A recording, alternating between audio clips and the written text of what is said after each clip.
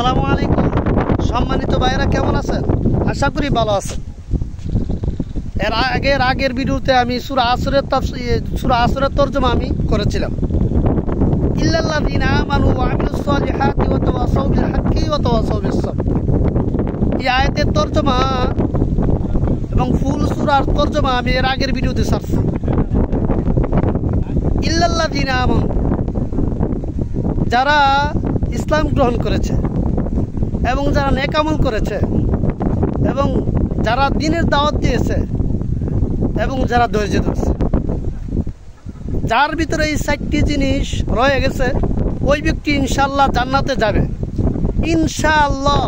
পরবর্তী ভিডিওতে প্রত্যেকটি আমানু দ্বারা কি উদ্দেশ্য, ওয়াবিলুস সলিহাত দ্বারা কি উদ্দেশ্য, ওয়া তাওয়াসাউ বিল হাক্কি দ্বারা কি উদ্দেশ্য, ওয়া তাওয়াসাউ বিস সাবরি দ্বারা কি উদ্দেশ্য, সংক্ষিপ্ত আকারে বলার চেষ্টা করব ইনশাআল্লাহ। ভিডিওটি ইসলামের জন্য শেয়ার করে দিবেন। আসসালামু আলাইকুম।